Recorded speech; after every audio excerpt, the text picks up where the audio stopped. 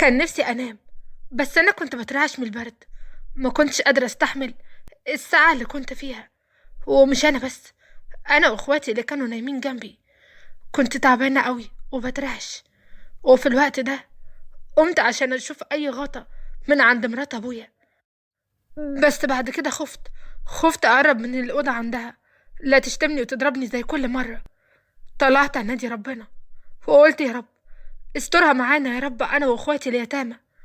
تعبنا وجوعنا كتير قوي وخلاص، احنا قربنا نموت من التعب. في الوقت ده لقيتها جايه من بعيد. استغربت واتصدمت قوي، وعشان كده استخبيت. ولقيتها عماله بتقرب. دي كمان كانت جايه هي واحد. ازاي تيجي في الوقت ده مع واحد غريب؟ وكانت فين؟ وكانت بتعمل ايه بالظبط؟ ده انا كنت افتكرتها نايمة، ولقيتها دخلت البيت هي والراجل ده. اتصدمت لما هي عملت كده، وقلت هي جايبة الراجل ده عندنا ليه؟ استنيتها لما دخلت، وكمان ريحت عشان ما تشوفنيش وانا داخلة. واستنيت لما الامور هديت، وبعدين دخلت لقيت عندها صوت في الأوضة. بصيت عليها من فتحة الباب، وهنا فتحت الباب بسرعة لأني ما كنتش قادرة استحمل أكتر من كده. وقلت لها مش هسيبك، هفضحك في وسط الناس. لقيتها جرت ورايا وانا بجري، ومسكتني وقعتني في الارض، وقالت لي مش هسيبك، مش هخلي الصبح يطلع عليكي. واتفقت هي والراجل ده انها تخلص مني. وقتها كنت حاسه بالموت، كنت حاسه فعلا انها تعمل كده. وهي مش غريبه، ده انا شفتها بعيني وهي بتقتل قبل كده. ولقيتها اخدتني وشالتني هي والراجل ده، وطلعوني برا البيت، واستغلوا ان احنا كنا في وقت الفجر، وكان تقريبا كل الناس نايمة، رغم ان احنا اصلا ساكنين في حتة يعتبر مقطوعة، والناس اللي فيها قليلين جدا. اخدوني هما الاتنين وفضلوا يبعدوني. طبعا الراجل ده كان معاه مطوة، وانا كنت خايفة منها قوي، كنت خايفة منهم هما الاتنين، وكنت حاسة ان خلاص نهايتي قربت. ده حتى كمان اكتشفت ان الراجل ده معاه عربية، وكان راكنها بعيدة عن البيت. واخدوني في العربية، فضلوا يمشوا بيها كتير كتير قوي. انا حتى ما كنتش عارفة المنطقة اللي انا فيها، لحد لما قالت لي وقف هنا. وقف ونزلوني من العربية. كنت عمالة بصرخ وبعيط، بس ما حدش قدر ينقذني ولا حد قدر يسمعني. مين بس هيقدر يسمعني في الحتة المقطوعة اللي احنا ساكنين فيها؟ وساعتها لقيت بير كان مهجور. زقتني وقعتني جنبه، وقالت لي ايه رأيك لو احدفك فيه دلوقتي، ومحدش يعرف عنك حاجة، ومحدش يعرف لك طريق جر؟ ولا اقولك هات المطوة اللي معاك يا سيد، خلينا اخلص عليها واخلص منها. رد وقال لها لا، انا الدم ماليش فيه. عايزة تبعديها ماشي، عايزة ترميها في البير ده برضو ماشي، هتتكسر شوية وخلاص. انما انا اظفر المطوة بتاعتي لا، ده انا حاططها كده عياء للروشانة يعني، وعشان محدش يقرب مني. قالت له خلاص خلاص، ايه يا سيد ده؟ هو انا قلت لك ايه يعني؟ ده اول طلب بطلبه منك، ده انت المفروض عشان خاطري تعمل اي حاجة، ما انا عملت عشانك كتير. الرد وقال لها مش وقته بقى جمايل، البنت دي لازم نخلص منها ونمشي من هنا بسرعة. ولا اقولك من غير حاجة اصلا، لو احنا سبناها هنا هتموت من البرد اللي احنا فيه دلوقتي، يا اما كده لو طلع عليها الشمس برضه هتموت بضربة شمس. ده غير انها لا عندها اكل ولا مية، يبقى نسيبها ونمشي احسن. ساعتها قالت له تصدق عندك حق يا سيد، هو انا اتعب نفسي ليه واموتها؟ ما انا اسيبها هنا احسن بدل ما اتعب نفسي. خليكي انت بقى يا حلوة هنا، التعبين تطلع عليكي والعقارب، خليكي تموتي واخلص منك، لانك بقيتي عارفة عني حاجات كتيرة قوي مش لازم تعرفيها ابدا. قلت لها اعرف مما تتخيلي، لسه اعرف حاجات كتير قوي، عشان انا شفتك بعيني وانتي بتقتلي امي. ساعتها اتصدمت وقالت لي انتي بتقولي ايه؟ ما حصلش. قلت لها ليه؟ هو ابويا موجود دلوقتي عشان تقولي ما حصلش؟ ده انا وانتي والراجل اللي انتي جايباه ده عشان تخوني ابويا معاه، الراجل اللي انتي موتي مراته عشان تتجوزيه. ايه دلوقتي بقى وحش وبقى سهل عليكي تخونيه؟ طب قتلتي امي ليه وحرمتينا منها؟ قالت لي انتي بتقولي ايه يا بت؟ هو انتي صدقتي ولا ايه؟ ولا انتي بتخرفي؟ قلت لها مش بخرف وانتي عارفه كده كويس. الراجل قال لها مش وقته الكلام ده، ولا انتي عايزه تودينا في داهيه؟ قالت له خلاص، هي كده كده البنت دي هتموت وهيموت كل حاجه معاها، هي يلا بينا بقى نعوض الليله اللي ضاعت مننا، اللي احسن ابوها جاي الصبح من السفر يلا بينا يا حبيبي. واخدت الراجل ومشت بالعربية. كنت ساعتها هتجنن، فضلت اجري وراهم واصرخ وعيط، بس هما ما سمعونيش وجروا بالعربية. ساعتها كنت عمالة بعيط ومنهارة وتعبانة جدا وسقعانة وجعانة، وما بقتش عارفة اعمل ايه. لا في حد حواليا ولا في اي حاجة، اي حاجة حتى تنقذني. كل ده بسبب مرات ابويا، مرات ابويا اللي هدت حياتنا من زمان قوي في بيتنا البسيط. وامي الغلبانة الطيبة اللي كانت بتحب الناس كلها وبتساعدهم. والثانية دي كانت جارتنا، كانت ماما مصاحباها وعاملاها حبيبتها، وكانت دايما تجيبها عندنا البيت. وهي ما كانتش بتأثر، كانت بتجيب حلويات وحاجات كتيرة قوي وهي جاية. عشان كده أمي كانت بتحب قعدتها، كانت بتحن علينا وتعطف علينا. وماما كانت فاكراها طيبة منها، وتاريها شيطان، الشيطان متصور في صورة ملاك. كانت عاملة نفسها بتحب أمي قوي وبتخاف عليها. والغريبة بقى ان امي ما كانتش فاهمة كل ده، لانها كانت طيبة جدا. الست دي ما كانتش بتيجي غير لما ابويا يرجع البيت بس. اصل ابويا صياد وبيقعد ايام كتيرة قوي في البحر، فعشان كده بيغيب عن البيت. ولما كان بيرجع كان بيقعد كام يوم في البيت. والست دي بقى ما كانتش بتيجي غير لما ابويا يكون في البيت عشان تشوفه وتقعد تشغله وتاخد بالها منه. وفي يوم ماما تعبت وجالها حمى كبيرة قوي، كانت راقدة في السرير. وفي الوقت ده كان ابويا مش موجود اصلا في البيت، كان فاضل لي يوم واحد بس ويرجع من الصيد. اليوم ده رحت الاوضه عشان اشوف امي واشوف هي عامله ايه، بس لقيتها حاطه المخده على بقها. في الوقت ده وقعت من طولي وما حسيتش بنفسي، اغمى عليا. ولما فقت لقيت نفسي لوحدي، ولقيت الست دي مش في البيت اصلا. ولما دخلت عند امي لقيتها متلجه، وعرفت انها ماتت. وقتها عرفت ان الست دي هي اللي خلصت عليها. حاولت اصرخ كتير بس صوتي ما كانش بيطلع. ايوه ساعتها فقدت النطق، ما كنتش بتكلم خالص ولا قادرة اقول اي حاجة. حتى اللي شفته على امي ما قدرتش اقوله. وفضلت قاعدة جنب امي لحد تاني يوم بعد الفجر. ساعتها كان ابويا جه وعرف انها ماتت، وعرف ان انا كمان فقدت النطق. ما كنتش قادرة اقول اي حاجة. والمشكلة ان ثانية دي بقى جت وعملت نفسها زعلانة على امي وانهارت جدا من العياط، وفضلت جنبنا وبتجيب لنا اكل كل يوم عشان يعني تحسسوا ان هي طيبة وحنينة. في الوقت ده برضو ما كنتش قادرة اتكلم، بس كنت كل لما اشوفها اعيط، لاني كان نفسي اقول هي عملت ايه بالظبط، بس ما قدرتش اعمل كده. لحد لما فات 6 شهور، 6 شهور بالظبط، وساعتها صوتي رجع تاني. في الوقت ده كانت هي لعبت على ابويا وفهمته انها بتحبه، وهو كمان قرر يتجوزها لانها قالت له انها هتاخد بالها مننا وهتراعينا زي امنا بالظبط. وفعلا ابويا اتجوزها. ومش بس كده، ده حبها كمان، حبها اول درجة فظيعة، لدرجة ان هو ما يقدرش يزعلها. حاولت كذا مرة اقعد معاه واقول له على اللي حصل، بس هو ما كانش بيديني اصلا اي اهمية. وعدت الحكاية على كده لحد اللي عملته فيا. فضلت اعيط كتير قوي جنب البير وما بقتش عارفة اتصرف ازاي. وقتها سلمت امري لله وقلت انت وحدك يا رب اللي عالم بيا، ارحم ضعفي يا رب، ارحم ضعفي وساعدني، انت قادر على كل شيء. فضلت قاعدة بعيط وبنادي ربنا لحد لما سمعت صوت عربية. ووقتها فرحت بس في نفس الوقت خفت، لاني ما كنتش اعرف مين اللي راكب العربية بالظبط، او حتى لو شافوني هيعملوا فيا ايه. وعشان كده استخبيت ورا البير. كنت عارفة ان البير مش هيداريني كلي، بس قلت استخبى. وقتها لقيت العربية قربت ونزلت واحدة منها، تقريبا كده ما كانتش لابسة هدوم، كانت لابسة يا دوبك حاجة مغطية حاجات بسيطة. استغربت قوي من شكلها، هي ازاي عاملة كده في نفسها.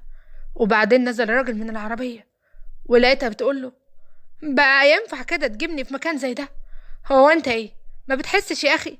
ده هنا ممكن اي حاجة تطلع علينا ولا اي حد يتعرض لنا. قال لا ما تقلقيش، الحتة دي فاضية خالص. وبعدين يا ستي انا مش عايز فضايح، ما انا قايلك كده من الاول.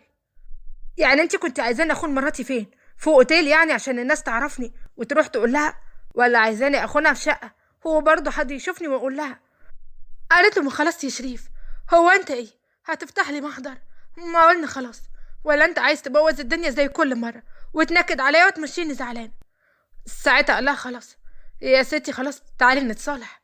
وقبل ما يقرب منها جريت عليهم بسرعة وقلت له ابوس ايدك يا بيه، انا مفيش مكان استخبى فيه، وانتوا الاتنين جيتوا لي نجدة. الاتنين كانوا متنحين وكانوا مستغربين انهم لاقوني، ولقيت الراجل بيقول بسم الله الرحمن الرحيم. اوعي تكوني عفريت، اوعي تطلعي تأذينا. رديت وقلت له عفريت ايه بس؟ هو في عفريت بيسقع من البرد ده؟ ده انا مرمية هنا وانتوا جيتوا له نجدة بصراحة، ولازم تنقذيني دلوقتي حالا. الراجل قال انت اتجننتي؟ ننقذك ازاي يعني؟ هو احنا عارفينك ولا عارفين عملتي ايه؟ ايه اللي جابك هنا ورماكي هنا؟ قلت له مرات ابويا. مرات ابويا هي اللي رمتني هنا عشان تخلص مني، لاني شفتها وهي بتخون ابويا. ساعتها وشه جاب الوان وقال لي شفتيها وهي بتخون ابوكي؟ هو انت يعني تخصص خيانات؟ وانت جيتي تشوفيني اهو، وبعدين هنقذك ازاي انا؟ هعمل بيكي ايه يعني؟ لقيت الست ردت وقالت يوه، هو احنا كنا ناقصين حد يبوظ لنا اليوم؟ هو انا مش مكتوبالي ولا ايه؟ قلت لها لا، مش مكتوبالك تغضبي ربنا، وبعدين هو حضرتك مستعانه؟ إيه ربنا يهديك يا رب. إيه قالت لي ايه؟ انت بتقولي ايه؟ قلت لها ابدا مش بقول حاجه، ده حضرتك جميله وانا خايفه عليكي. ولا اقول لك خلينا بس في دلوقتي ان انتوا تنقذوني، تعرفوا تودوني بيت اهلي، ولا اقول لكم لا انا مش عايزه اروح عند مرات ابويا؟ قالت طب انا هعمل فيكي ايه وهوديكي فين بالظبط؟ قولي لي طيب وانا خلاص هوديكي دلوقتي. ساعتها الست قالت له طب وانا؟ قال لها هنتقابل تاني يا حبيبتي، هنروح من بعض فين؟ واديكي شايفه ربنا بيقفلها، هي مش مكتوبه لنا صدقيني، تعالي بس نركب. وفعلا ركبنا العربيه، وقلت لها هو حضرتك يا هانم مش سقعانه ولا ايه؟ ده الجو برد جدا، يا ريت يعني تغطي لحمك ده. إيه ده انت حضرتك جميله وحرام حد يبصلك. ساعتها قالت لي ما بقاش الا انت يا بتاعت الشوارع تيجي تنصحيني. الراجل رد وقال بصراحه يا مش غلطانه، انت حلوه قوي وانا كمان بغير عليكي. قلت له سيبك منها حضرتك دلوقتي، خلينا فيا انا قاعدني في اي حته وانا هسمع الكلام ومش هعمل اي حاجه وحشه. ان شاء الله حتى تشغلني خدامه وانا تحت امر حضرتك. رد وقال لي خدامه؟ بس اوعي تقولي السر اللي شفتيه، لحسن ساعتها انا اللي هقتلك ومش هرميكي عند البير، ده انا هرميكي جوه البير. قلت له طبعا، ده حضرتك انقذت حياتي، هو انا يعني اقدر اقول لك اي حاجه؟ ده حضرتك بس تؤمر كده وتشاور على اي حاجه وانا اعملها وتحت امر حضرتك، بس بلاش تخون مراتك. قالت لي ايه؟ انت بتقولي ايه؟ قلت لها يا ستي مش بقول حاجه، انا مال انا بدخل نفسي في اللي ماليش فيه ليه؟ وبدأ يسوق العربيه ونزلها عند بيتها، وقال لي دلوقتي الصبح بدري ما ينفعش اخدك معايا دلوقتي، اعمل فيكي ايه دلوقتي بقى؟ إيه ولا اقولك خلاص انا هتصرف. وساعتها وداني الشقه كده، ما كانش فيها عفش كتير بس قلت ماشي. قال لي هتقعدي فيها لحد لما بكره هوديكي البيت عندي وتستلمي الشغل، هتشتغلي، بس انصحك اوعي تقولي حاجه من اللي شفتيها دي لاني مش هسيبك. عارفه يعني ايه مش هسيبك؟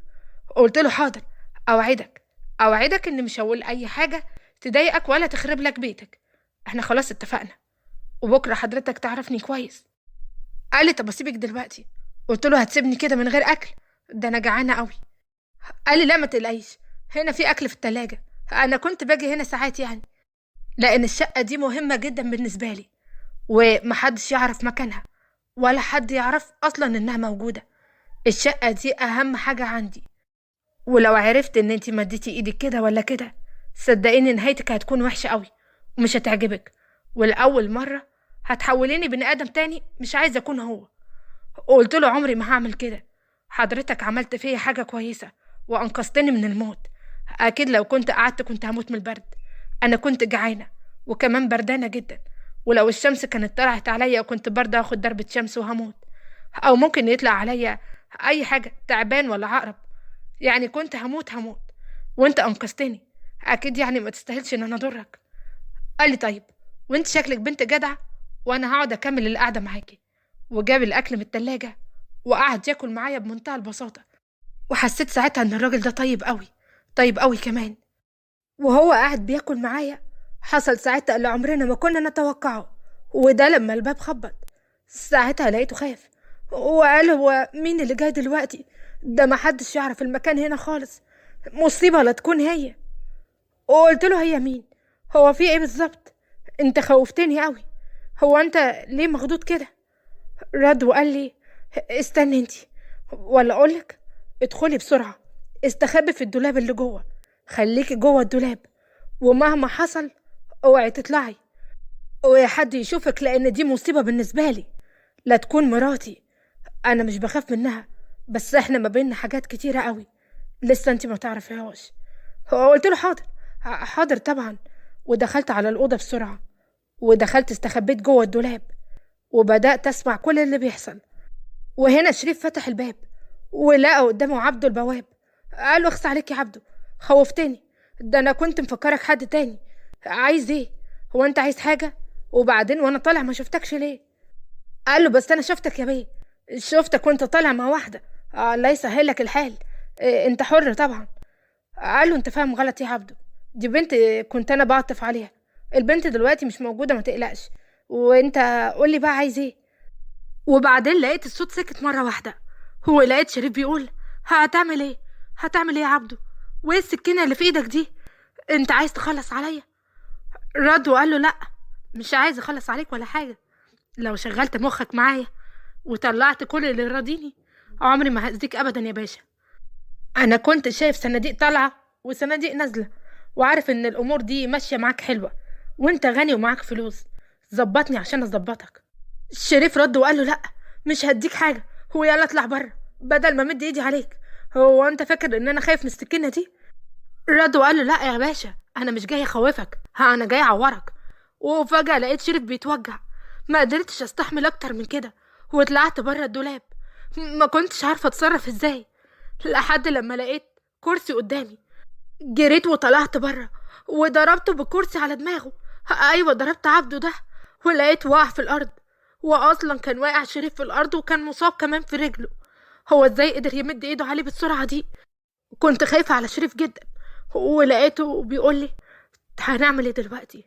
احنا لازم نخلص منه، انا لو سبته هنا هيعمل لي مشكله. قلت له: هتخلص منه ازاي؟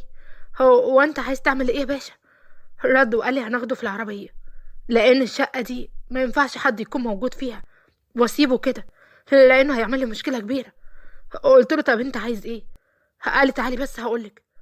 وعلى قد ما كان شريف تعبان، الا انه استند معايا الراجل ده، وانا شلته معاه، وبعدين نزلنا بيه بالعربيه. فضل يلف كتير ويبعد عن المكان على قد ما يقدر، ووقفنا في حته كانت شبه مقطوعه. ولقيته بيقول لي: ما تقلقيش، هتيجي ناس دلوقتي تاخده مننا، وهم يتصرفوا معاه ويعاقبوه على اللي عملوه معايا. قلت له: يعني هم هيخلصوا عليه ولا ايه؟ لا بلاش قتل يا شريف بيه، ارجوك، انا عارفه ان حضرتك كويس ومش بتاع الحاجات دي. قال لي: لا ما تقلقيش، هموته ايه بس؟ هو انا بتاع قتل والكلام ده؟ لا لا، انا هقرص له ودنه بس. ولقيت فعلا واحنا واقفين جت عربيه تانية واخدوه معاهم في العربيه، وفضلت واقفه معاه، وقلت له: جرحك ده لازم يتعمل، تعالى نروح لدكتور او حتى مستشفى.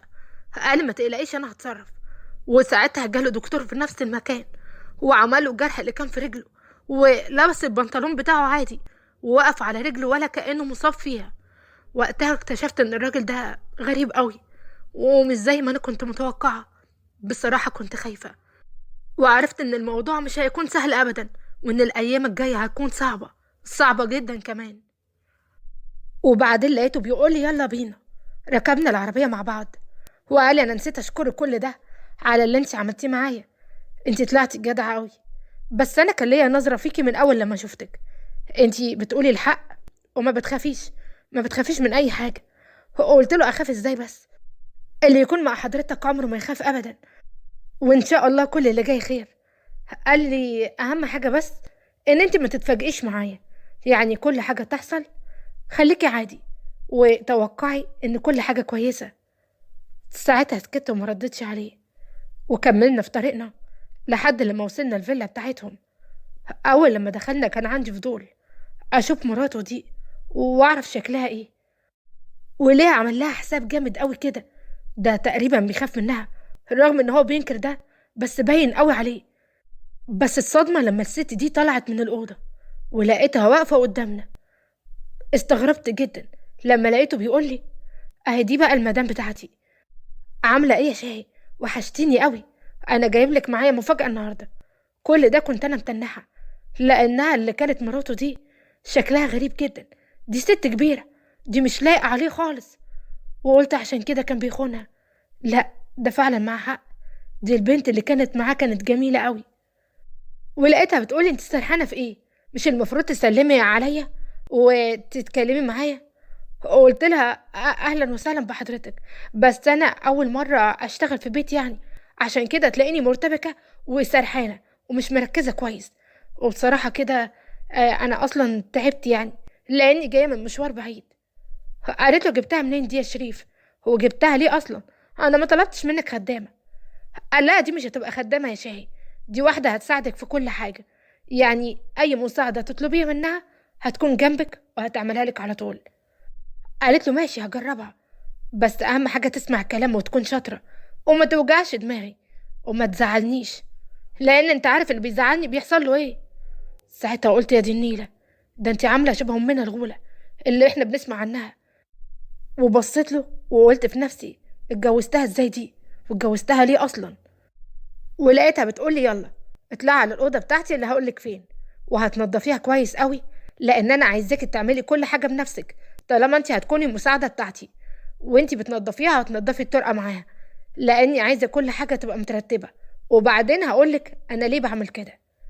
طلعت من غير كلام وبدات انضف الاوضه بتاعتها، رغم ان هي كانت نظيفه اصلا، بس مسحتها كلها زي ما هي قالت لي. وبدات احط ميه بره. بس المشكله بقى ان وانا بمسح الارض فجاه حسيت ان في حاجه بتتهبد مره واحده، ولما بصيت لقيت شاب واقع على الارض اتزحلق في الميه اللي انا كنت حطاها. ولقيته بيقول لي هو انت مين؟ هو ايه الميه دي؟ الله يخرب بيتك. بصيت له وضحكت عليه وقلت له انت اللي مين؟ هو ايه اللي جابك في الوقت ده؟ انت بقى اللي جيت في الوقت الغلط. قال لي انت كمان بتردي عليا؟ انا عارفه هعمل فيك ايه. ده انا مش هسيبك. انت مين؟ قلت له انا المساعده بتاعت مدام شاهي الجديده، ولسه جايه النهارده اول يوم. قال لي انت اول يوم ليكي؟ طب يلا يلا عشان انت مرفوضه، يلا مش هتقعدي لحظه واحده في البيت ده. ساعتها قلت له انت اللي عايز تطردني؟ لا طبعا، واوعى تقولي الكلام ده قدام حد. بص بقى انا معرفكش، بس اللي انا شفته يخليني اعمل اي حاجه.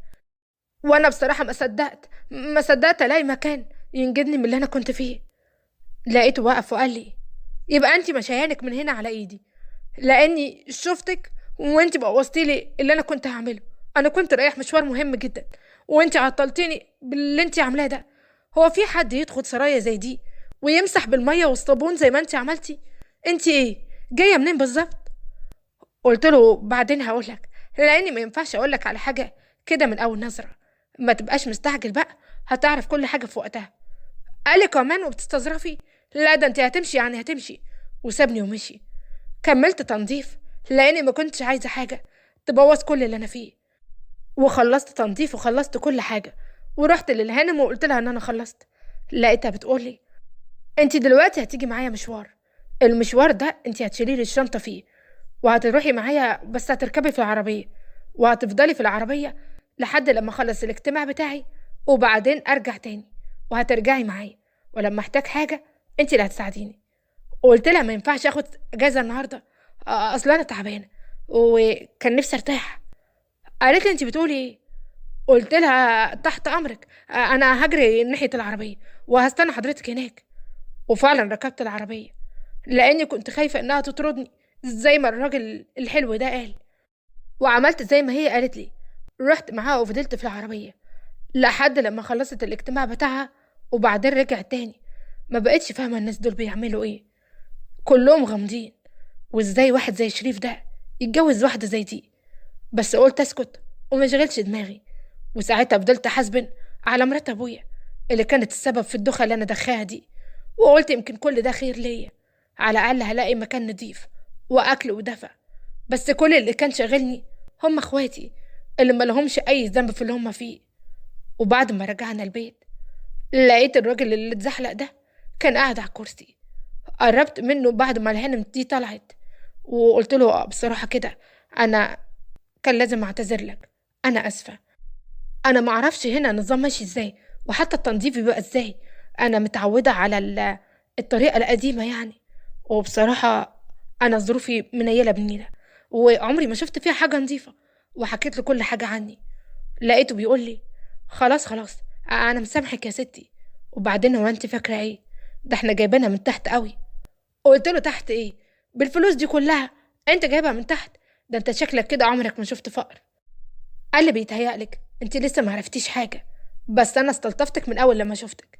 يلا يا ستي، انا مش هقول لها تطردك ولا حاجه. وبعدين لقيتها بتنادي عليا.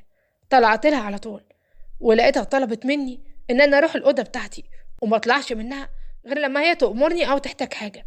وانا سمعت كلامها ودخلت الاوضه عشان ارتاح.